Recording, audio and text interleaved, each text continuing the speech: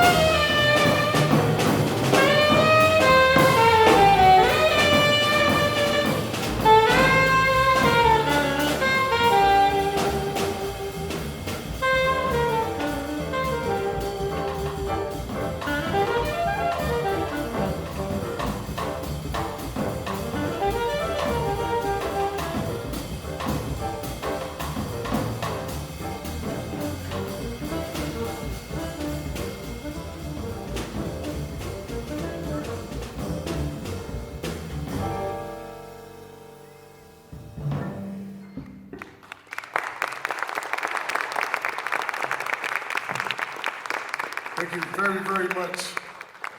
We have Rick Germanson on piano. Rick Germanson from Milwaukee, Wisconsin. Rick Germanson. Justin Robinson on alto saxophone. Queens, New York. From Philadelphia, from Philly, on drums we have Christopher Beck. Chris Beck. I'm Gerald Cannon. Thank you very, very much for coming out. We really appreciate it. Thank you so much. So today we're going to talk about playing together. Antes de empezar con la traducción, ¿hay alguien que no habla inglés? Ok. Yo voy a traducir un ratito, me tengo que ir en unos 15 minutos, a más tardar, pero lo que va a tratar esta clase es de cómo tocar juntos, diferente que tocar al mismo tiempo, ¿no? O sea, cómo tocar juntos, comunicados entre cada uno de los integrantes del cuarteto. Each one of us have a very important job to do in the rhythm section. And the rhythm section consists of piano, bass, and drums. Cada uno de ellos en la sección rítmica tiene un importante trabajo y una función que cumplir. El piano, por supuesto, el contrabajo y la batería, que forman la sección rítmica tradicional. And what our job is basically we're accompanists. El trabajo principal de la sección rítmica es acompañar. We accompany, for tonight, the saxophone player. Sometimes we accompany vocalists and different instruments out front, but our job is to, in a harmonic, melodic, musical, swinging way, make them feel very comfortable about what they're trying to say. A veces acompañamos cantantes, a veces instrumentistas como Justin Robinson, pero el trabajo es hacerlos sentirse bien, apoyarlos armónica, melódicamente para que se sientan bien al tocar al frente. So we have like many conversations back here, and like I have a conversation with, as a bassist, with the pianist and the drums, and my job in the middle, since I'm in the middle of everything. I'm not talking too fast. Hay muchas conversaciones, entre comillas, que ocurren entre los miembros de la sección rítmica. Como bajista en el centro del escenario, él platica musicalmente hablando con el pianista, con el baterista también. First, I try to connect my quarter notes with his ride cymbal. Lo principal es conectar los cuartos, las negras, el pulso que el bajo mantiene todo el tiempo con el ride cymbal, con el platillo principal de la batería. For example, por ejemplo.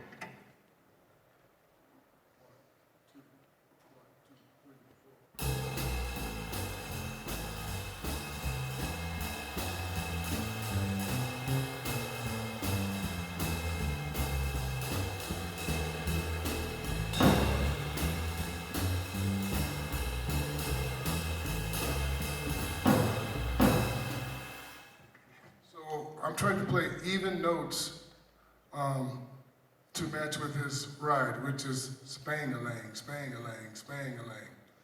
And I'm playing doom, doom, doom. So my quarter note, which is the 1, 2, 3, 4, has to be the exact length. Like if I play it short, it doesn't have the same effect. La negra que toca el bajo tiene que tener la duración perfecta, exacta, porque si las toca cortas, suena de esta manera.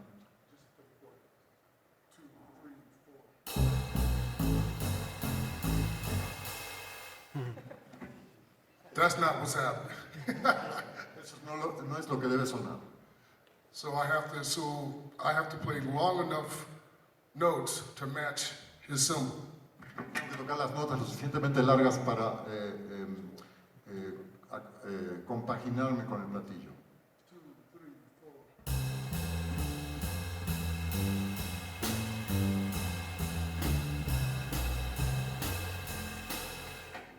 You hear the difference?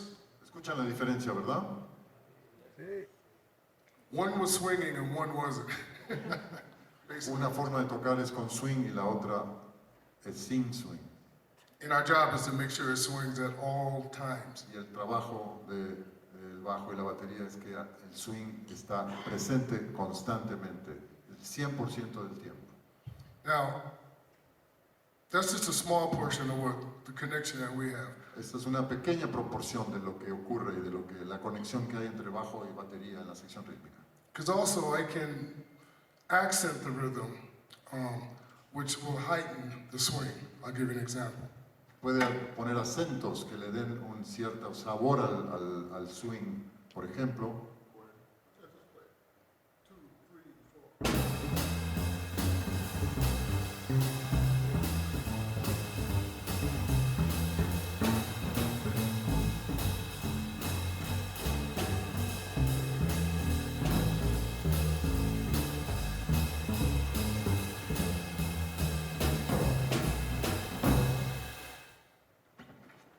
Any questions? ¿Alguna pregunta? ¿Alguna observación? But do you understand the difference Se between... entiende lo que está tratando de mostrar, ¿verdad? Okay, so now, moving on to the pianist.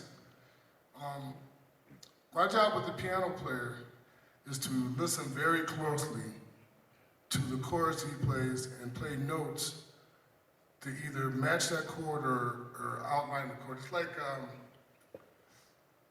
it's like a painting, Sometimes you just need one little color to make the whole thing pop. And if you put too much, then then you gotta start over. El diálogo con el pianista, especialmente desde el lugar del bajista, es escuchar atentamente lo que el pianista toca para tocar notas que complementan los acordes que el pianista está tocando. Dio el ejemplo de una pintura a la que se le pone un pequeño detalle de un color y todo se acomoda. Es un poco ese trabajo. Si ponemos demasiado de un color, a lo mejor todo se cae, se arruina. So here's an example. Este es un ejemplo.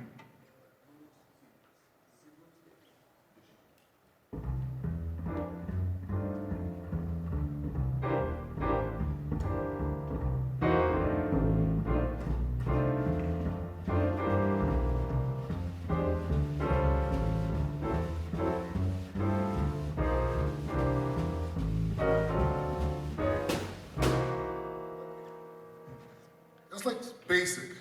Eso es un ejemplo de algo básico, pero que suena bien. Now to make it more colorful, and this is trio.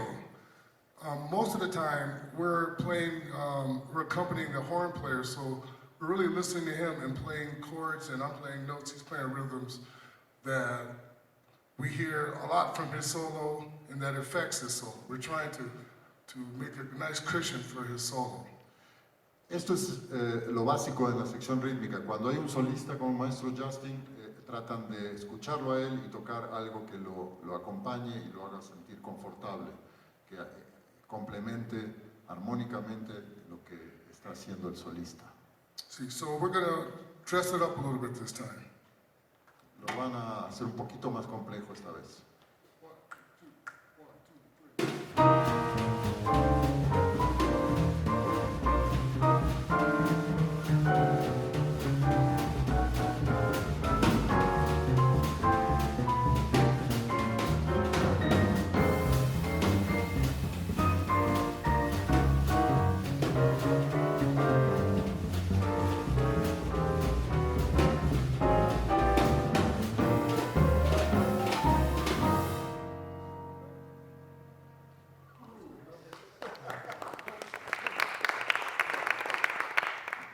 So that's basically what I do. So now I'm going to pass the mic over to Rick Germanson. He can explain his portion of our conversations. Hasta aquí fue la visión de la sección rítmica desde la perspectiva del contrabajo. Ahorita nos va a platicar Rick Germanson cómo se ve todo desde el piano. All right, so my responsibility, just like everyone else in the rhythm section, is to accompany. And what we call, when I was playing those chords there, that's called comping, short for accompaniment. La función del piano es acompañar, como tradicionalmente se dice en inglés, comping, que es la abreviación de accompany. And that's very similar to what Chris does generally with his left hand on the snare drum primarily. Y es parecido y complementario también a lo que el baterista hace con su mano izquierda. El ritmo de lo que el piano y la mano izquierda del baterista hacen se retroalimentan, se parecen, se diferencian. So you'll hear the word comping used a lot for pianists as well as drummers. La palabra comping se usa mucho para pianistas y también para bateristas. And I'm also going to be supporting and listening to Justin and interacting with him at the right times and always making it swing and feel good. También voy a escuchar al solista, al saxo, para interactuar con él y por supuesto asegurarme de que él se sienta cómodo y se sienta confortable. So you kind of have to listen to everything all at the same time, almost like peripheral vision. It's like peripheral hearing, if you will. Es el trabajo de un músico aquí en el escenario, es escuchar todo al mismo tiempo, como lo mismo que tener visión periférica o en este caso audición periférica. And that will help us to play together as one complete unit. Y eso es lo que ayuda a que podamos tocar los cuatro como una unidad completa. And I will just demonstrate the basic elements of comping. I deal with the harmony, the harmonic structure of the chord. And let's not forget the piano is a percussion instrument, so I have to deal with the rhythm as well. Voy a demostrar cómo acompañar armónicamente y también quiero mencionar que no hay que olvidar que el piano es un instrumento de percusión, en español de cuerda percutida, y también tengo que pensar de esa manera rítmicamente. So that first chord of the blues we were playing is a C dominant chord. El primer acorde de este blues es un do séptima dominante. And these are the basic elements of that chord. The tonic, the root, the third, the fifth, the flat seven. Tónica tercera, quinta y dominante. And then we have extensions on top of that, the 9, La novena, arriba de eso, sometimes the 11, la oncena or the sharp 11, o la oncena sostenida, or the 13, la trecena, or you could have flat 9, la novena bemol, flat 5, la quinta bemol, sharp 9, la novena aumentada, flat 6, flat 13. la sexta bemol, sexta disminuida. So all those elements are at your disposal for when you decide to use them as a color, like what Gerald was talking about. So I'm just quickly going to play some of those dominant chords using the different extensions and alterations. Todos estos ejemplos son elementos para colorear con los acordes que va a demostrar cómo se usan en este momento.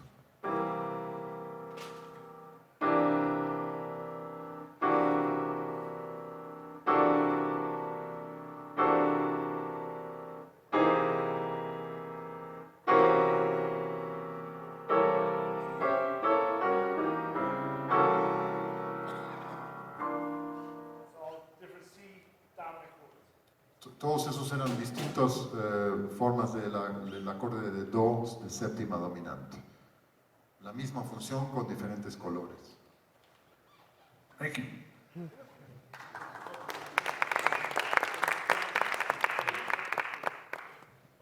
Okay, my name is Chris, and I play drums here, so I'm going to quickly explain my role and what I do with the rhythm section. Yo soy Chris, el baterista, y voy a explicar brevemente cuál es mi rol en esta sección rítmica. So my job primarily is to keep time. Mi trabajo principalmente es mantener el pulso, el tiempo. So first of all, by the show of hands, how many drummers here? ¿Cuántos Great. bateristas hay aquí? Muy bien. Great. So in this context that we're playing, the swing context, jazz context, for me, I always think about the ride cymbal as being king, or like your house. El right cymbal, el partido principal a la derecha, es como el rey o la casa, el home, Right. la base. Right. So as an example, if you had a house and you had a car, which one would you pay more often? Which one is most important to pay? Si tuviera una casa y un coche, ¿cuál sería más importante pagar? Right. Comprar, para comprar. Sí. So if you don't want to be homeless and live on the street, you would pay your mortgage. So I like to think about this ride symbol as the mortgage. Me gusta pensar como en este platillo como la hipoteca, lo principal para no estar en la calle a la intemperie, tener una casa, un home. And after the mortgage, if you can afford to, you like to have a little car, like, a nice car. And I like to think about my hi-hat as the car. Después de pagar la casa, podemos comprar el coche. Me gusta pensar que el coche en la batería es el contratiempo, el hi-hat. And how they work together, I'm accenting on 2 and 4 on the hi-hat. So the swing rhythm is da da da Ese es da. el ritmo del swing. Yep. So I'll accent on 2 and 4 on the hi-hat. So Los acentos en 2 y 4 en el hi-hat, en el contratiempo. right? Now after that set, there's a technique called feathering the bass drum. Hay una técnica después de esto que es la de acariciar el bombo, feathering en inglés, como tocarlo con una pluma. And the whole point of feathering the bass drum is to give it a little more bottom feel to match with the bass player. Y el propósito de esto es darle un poquito de graves a la batería para complementarse con el contrabajo, pero no demasiado, not too much. Not too much. It originated, Not too much, no mucho. well, I was going to explain that, but thanks.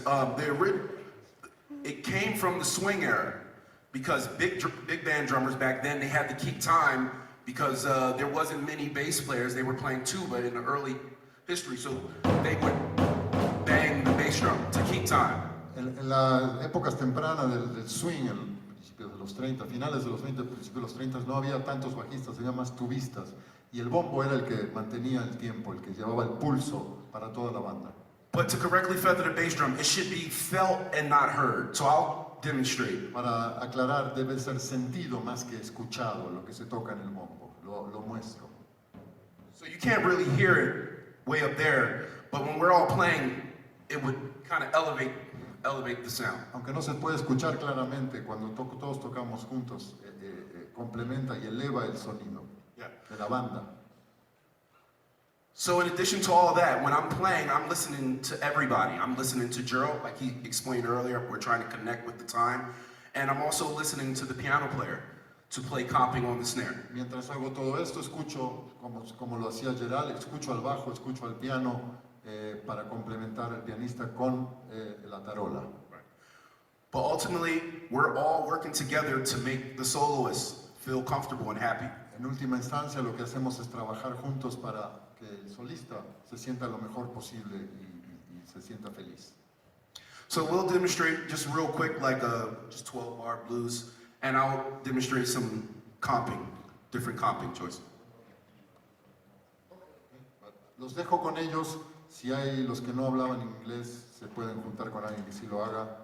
Nos echan la mano. Yo tengo un compromiso ineludible de trabajo, pero van a tocar ahorita. Gracias.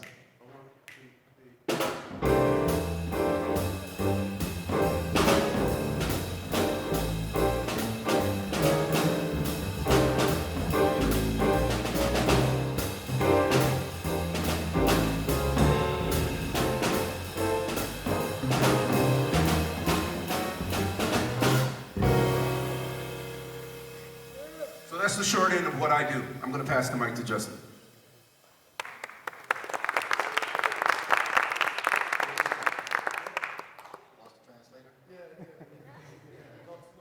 Okay, I'll try my best without the translator.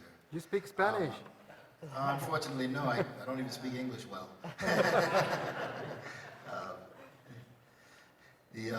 My job as a soloist in the band is to kind of, also I play the melody and solo in this particular configuration. So my job is kind of like, I'm subbing for a vocalist, so to speak, like to play, hopefully make the melody interesting, and also make you feel something from my interpretation of the melody and also my solo. And that's basically my two primary roles in a quartet jazz setting. Thank you. Wow, that's going to talk longer, but okay. I just want to talk a little bit about the guys, and then you guys will open it up for questions. I've known Rick Germanson since he was 17 years old.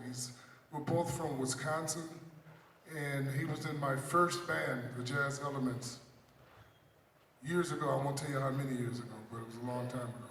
And, you know, he came to New York, and he's one of the first call piano players. He's got a lot of records out on his own. And I'm just, you know, very thrilled to have him with me. He's like my little brother, my right-hand man, Rick Germanson.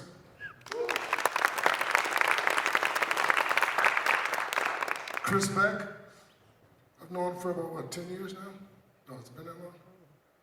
For a while, but he is one of my favorite drummers because, first of all, we have a connection. I remember the first time that I heard him play, I didn't know who he was. I was just in the club, and I was like, "Wow, that kid! He's got the feel.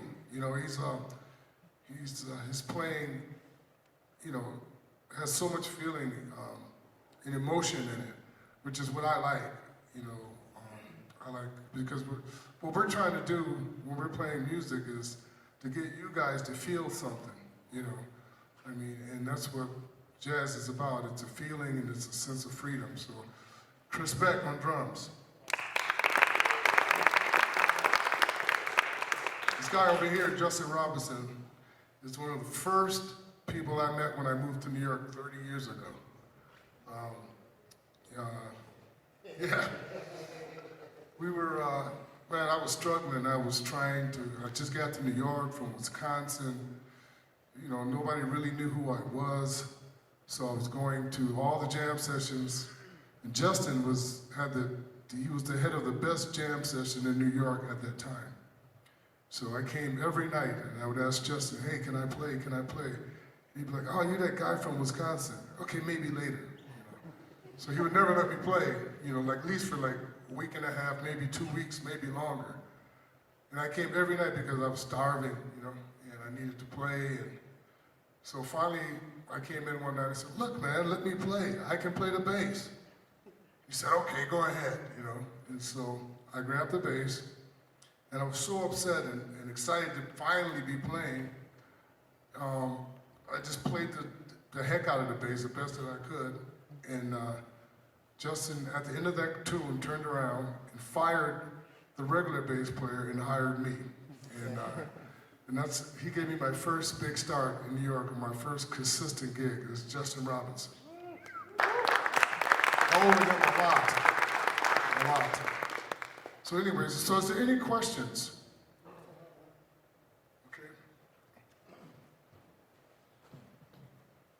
There's a guy in the back. We'll get you next. Hi. Hi. I just have a question for you guys, bass and piano. It is about, do you know what they say that like harmonic instruments shouldn't play the root? And I'm always like, I always want to get more opinions on that topic. So do you play the roots with the bass player? Also play the roots, or it's a no-go? What's your position about that? Should I say the question in Spanish as well? Or? It's okay. Well, I mean, I don't know, maybe. Should he ask the question? Bueno, le pregunté que ellos qué opinan del tema de tocar, de que el bajista, tanto como el instrumento armónico, toquen la tónica del acorde. Porque siempre hay posiciones de que, bueno, una gente dice que no y otros dicen que sí. Entonces, esa era la pregunta. Well, I think there's always a time and a place to definitely play the root because that defines, you know, the tonality. Now, you're not going to play it all the time, and it depends what else is going on. As far as the piano goes, you listen to Bud Powell, he plays the root, Cedar Walton, Artatum. So there are times that you can definitely do it, and then it helps to make the extensions and alterations that much stronger. So you can definitely use it sometimes. Same with bass. It's the same thing with bass, you know. It's like, sometimes I play the roots, sometimes I don't. If you listen to Paul Chambers, when he got back to the top of the tune, he would start on the third. You know, I mean, that's the beauty of, you know, it's improvisational music. So you kind of got to go where the music takes you, you know? Like, if I hear Rick playing roots, then I might not play a root, you know? And if he hear me playing the root, he might just base his next chord, you know, omitting the root. Answer your question? Good. Yeah, you did. Thank you. Yes, that's a great question. Thank you for bringing that up because that's like a misnomer that pianists should never play the root. Yeah, People it's say that it's for guitar players as well. I play guitar and they always say, do not play the roots a no-go because your bass player is going to play you 100% of the time the root, which is actually a lie. But I just wanted to... Not all the time, but you can. I wanted to have your opinion from two like seasoned musicians. Like,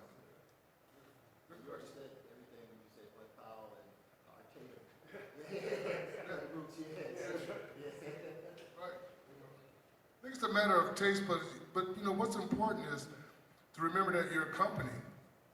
Even if you're playing in a trio, you know, and it's a piano trio, you know, you got to think, like, you know, if I play a root now, what's the bass player going to play? You know, to make it, so just got to go with the music, basically. Any more questions? Yes. This question for Chris, I just would like you to tell me, how can you decide when you're going to play with brushes and when you're going to play with sticks instead? Well, that's all subjective, I would say. But obviously, if we're playing a ballad, something soft, I would play brushes. But sometimes on a ballad, you would play sticks. You know, it's all subjective. I don't know if that answers your question, but most of the time, if we're playing with a singer, if I'm playing with a singer and she's, you know, singing a ballad, I'll play brushes. But then there are some singers that don't like it, so it's all subjective. More questions? Yes, I'm a bass player, and I have a question about... You play the greatest instrument ever made. I know. We may fight about that, but There's nothing better than the bass. Look at this. I always struggle playing with the pianist, like really listening to the extensions, the chord extensions, and integrating into my bass line. How do you work on that? Like, Well, the greatest example is Ron Carter and Harry. Those guys play like just one guy, right? How do you work on it? first of all, I'm here to say this loud and clear. The bass is in charge. That's true. We keep everything together, you know, so you have to think about that. I mean, you know, I'm not saying that in an egotistical way at all, because this is a very humbling instrument and you have to be extremely humble to play it, but you also have to know that you have a big role playing the bass. That's why I say we're in charge. So when you're listening to the piano player, you know, you want to play things that don't upset the chord. You want to make the chord happy, you know, and so, but you might want to steer the chord another way. So that's where playing the roots and omitting the roots come in. And that's where 2-5-1 progressions come in, you know, minor to dominant to 7. Minor to dominant to 1. You know, you can, as Rick was explaining, you can also go sharp 9 to sharp 5 and go around a circle, or flat 9 to flat 5 and go around a circle. You know, but you just have to listen. And that's the fun part about playing the bass, man. We get to listen to everything. Like, wow, that was a great chord he played, and you know what? I think this note would go great with that chord. It's like, you know, it's like putting on socks. You know, I think these socks will look good with this suit, you know. Then you put them and you're like, oh no, wrong socks, you know. So, and everything can be resolved. Right. You understand? Because sometimes you play a note and you're like, but usually it's a half step away, and you can resolve that note by just sliding down a half step or going up a half step, or just listening to the note and seeing like, maybe it wasn't so bad after all. you know, answer your question. You good? Yeah, great. Thanks. More questions? Hello, thank you. I'm also a bassist. I play the electric bass. You rock. I hope. Well, what advice can you give us to develop the ear in order to have a developed ear and apply it when we are creating music and improvisation? Listen to records. All right. We all collect records. I have over 4,000 records. Listen to records, listen to records, listen to records. Study Paul Chambers, study Ron Carter, study Oscar Pettiford, study Jimmy Blanton, study Georgia Vivier. You know, you have to listen to records. And, you know, then you learn how to listen to the bass. You know, because you have to listen to, when you listen to a record, you have to do it. I mean, I have a formula. You know, when I'm studying somebody, and I will study a bass player for a couple months. Like I will just listen to Oscar Pettiford records for a long time, you know, because I want to channel his spirit. And so in order for me to understand his spirit, I have to listen to him. I listen to the bass first. You have to train your ear to know how to separate each instrument. You know, you listen to the bass. Wow.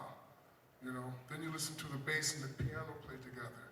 And you'll hear how the notes he plays go with the chord. Then you listen to the bass and the drums together, and you hear the little rhythmic accents that the bass player did to excite the drummer, or vice versa. Then you listen to the whole rhythm section, and you hear how the bass is centering the whole rhythm section. Then you listen to the horn player. You have to break it down. But that's the best training is for ear is to listen to records. All right. Or CDs. I'm old school, so. Oh, yeah. Sure. Okay, thank you. Hello. Giving Roman a workout here. Yes, I have a question for Rick. I would like to know, when you're playing solo, when do you play the root? Like, you play the chords and you play the melody, but when do you know when you have to play the root?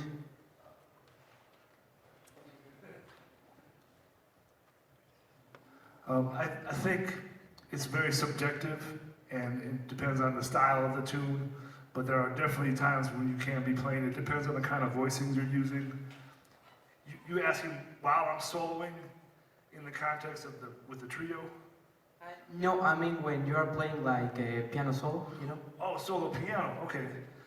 I guess then you would generally be playing the roots more because you're the only instrument here, you know. But there are times you can let it go, and that can create a different timbre, a different effect. So yeah, for solo piano, you have a lot of, you know, different recordings to check out and get examples. Like you might listen to Art Tatum, of course, play solo piano, Oscar Peterson, but then you check out some Bill Evans solo piano, and there'll be times where he was, you know, may not play the root and then come back to it. So there's different examples depending upon the taste. Thank you. Hi. I have a question for Chris. As a drummer, what do you think when you're playing? I mean, you're thinking like as a language, like or you're thinking like the roof as itself. I mean, like para to para, or like the technique when you're playing. Like you're really talking, or what do you think when you're playing? Well, that's a great question. And honestly, when I'm playing, I try not to think. I think in the practice room, but when I get on the bandstand, I try to open myself up and allow the spirits to influence me. You know, thinking too much when you're playing is not good. You know, because if you, like Gerald said, if you listen, the music will tell you what to play. If you're in tune to it. I don't know if that answered your question, but Yeah. yes. Thanks. So when you're playing with your group, don't think. Just, you know, play from your heart.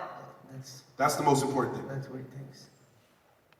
For the same for you guys. I mean, you're thinking about the same. Same thing. I think about nothing but music. I mean, I just think about creating. within the form, you know, and you know, with my own voice, you know. And it's like spirits, you know, it's a very spiritual music. I mean, music is spiritual, man. It, you know, it makes you feel good and does all kind of stuff. And when you're playing it, it's just like, you know, I don't want to interrupt that by thinking that, like, right now I can play a dominant 7 or C major scale because of that, you know. I do that, like you said, when I'm practicing at home, that's when I do that. And even then, I mean, I'm older now, so even then I don't think about it. You know, you know, these guys are my boys, these are my brothers, you know, so I'm just having conversations with them, Nice. you know. I'm happy to hear that about you guys. I just wanted to add one thing, just to everybody. A big component of what we do is trust. In addition to music, technique, a huge part is trusting each other, trusting and knowing that the people you're playing with, they got you. So if you're feeling like a little, you know, like, man, I don't know what's going on, trust the people that you're playing with. I would like to ask one question more. You bring that topic practice, so I'm curious about, you are really busy, guys, yeah? You're playing, you're traveling, so how does a typical practice session for you guys look like? Like now in these days, like, you're I don't know if I want to tell you, but I mean, mine's a lot different now than it was years ago. Yeah, I mean today. Like. Today, now, you know, I have etude books that I work to, depending on if that's where my mood is. You know, I don't have a set regiment anymore like I used to, you know. I'm a teacher at Juilliard, and so my students, they have set, you know, because they have assignments. I don't have any assignments, you know. But I just try to, like, you know, I practice on not thinking, basically. I do my warm-ups with my etudes, then I crank up my old metronome, kind of goes dum, dum, dum, dum, dum. And then I just try to play rhythms against it, you know. And I'm thinking, you know, sometimes I'll look at a standard and I'll play the chords against, but I'm playing against the rhythm of the metronome, because you know, it's like a drummer for me in my house, you know. So that's the way I practice. So you are really focused on rhythm, like it's your main I'm focused on sound, really, you know, projecting a nice, I'm focused on sound of the bass, you know, like trying to promote a consistent, round tone, not a loud, not a harsh tone. Like you'll see a lot of young guys that just kind of beat the hell out of their basses, but you know, and I did too when I was young, because I thought that was, you know, the manly way to play the bass. But when I'm finding out the older I get, the more intimate I realize that this instrument is, and so I try to deal with that. So I practice that way as well. Could you answer that question as well? Yeah, mine is similar. You know, because I'm like busy a lot of times I don't have a particular practice regimen. So for me, my practicing schedule is kind of cyclical. But when I do practice, for me, most of the time I'm dealing with the rudiments, or I'm listening, playing along with records. But, you know, for me, it's rudiments and reading, you know. When I'm playing with other groups, I'm reading their music, so I have to check out their music, and, you know. And nowadays, everybody's playing in intricate odd meters and stuff like that. So, you know, that's what I practice, things like that. Yes, I don't really put like a necessary, like an hour or time limit on when I practice. Because, you know, every day is different.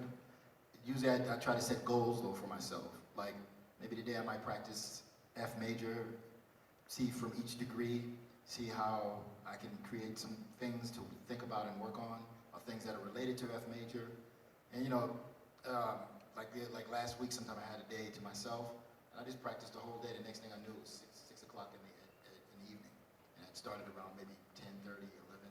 So it's like, to me, it's more about trying to accomplish goals more so than like have okay, I'm gonna practice an hour, I'm good. You know what I mean? Or I'm gonna practice 30 minutes, I'm good. If I can get the quality 30 minutes in, I'd like to do that, even with some long tones, or, you know, some slow scales, or, you know, maybe learn a new melody, transcribe something, you know. So that's to me more important. It's the quality of the practice, not necessarily the time. Any more questions? Hey, hello. This question is for each of you. As business-wise, how do you, both as a solo artist and as a leader of a band, how do you keep and grow your audience? How do you keep and grow your audience?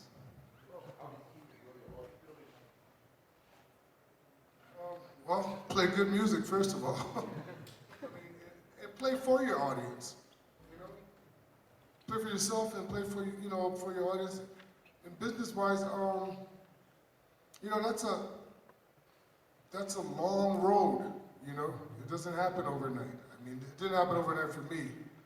You know, and I'm still a side man. You know, I don't go out with my own band a lot. You know, and I like being a side man, but you know. It's like there's a piano player that just passed, and he was a great piano. We all played with him. His name was Larry Willis, and he used to tell me all the time, if you take care of the music will take care of you, and it's true. So you just keep staying on your thing, man. And get out and make yourself visible. Sit in at jam sessions, that kind of thing. Ask people if you can sit in on gigs, but be prepared, and also be prepared for them to tell you no. You can't, it's not a failure if somebody says, no, you can't sit in, okay? Come back the next night, ask the same question. They say no again, come back the next night. They're gonna get tired of hearing you coming back and asking. Ask Justin, because I did it for 2 weeks with him. He finally said, okay, but I mean, so, it's, you just have to stay on top of your instrument. So I think we're about almost out of time. Where's Roman? Yeah, 5 minutes. Okay, any more questions? Yeah. Okay. Yeah, I'm thinking about transcriptions. A couple of weeks ago, I was obsessed transcribing bass lines and obsessed with the melodic movement of it. Yeah. And once I thought, okay, stop there and rather focus on the rhythm, on the groove, on the quality of the rhythm of the swing. How does Oscar Pettiford or Gary Peacock swing on the music? Because you're a bassist, you are the rhythmic bass of the thing. So what can you tell me about what would be your opinion about it, and what can I do in order to improve my time? Good question. Well, like I have my students at Juilliard do transcriptions, and I'm not a big fan of written transcriptions, but it's good to do. It's good to know how to write them out so you can write out what you hear. But the main thing is I like to do my transcriptions with my ear, I can hear them. And then once you learn something, a bass line by ear, you pretty much don't forget it. And when you play, excerpts from that bass line during your playing, it doesn't sound like a transcription, it sounds natural. But transcriptions are a great way to learn. And the best way to learn to get your time together is to buy an old metronome, not the electronic ones. Yeah, because you know why? Because then you can see the length of the quarter note. The length of the quarter note, if you look at the kind that goes like this, from here to there, that's a quarter note. Doom, doom, doom, doom. And you can realize once you see a visual, that there's a lot of time between here and there. Even at up tempo, doom, doom, doom, doom. There's still a lot of time in there, And to make it really swing, you want your notes to sustain long enough for that length of the quarter note. You don't want to chop it up unless you're doing some kind of rhythmic alteration or something like that. And you just have to, and practice slow. Practice slow at this tempo, right there. Walk bass lines, walk a blues. Start off in F, walk a chorus in F, move it in fifths. The next chorus is in C. The next chorus is in G. Go around a circle of fifths with blues and rhythm changes. But, in the beginning, just watch that metronome so you can see the length. Pretty soon you'll see it when it's not even there. I see it every time I play. And then you will feel the length of the quarter note. Thanks so much. Thank you. So we're finished, and we thank you so much. Once again, Rick Germanson on piano. Slick Rick. Justin Robinson on alto saxophone. Chris Beck on drums.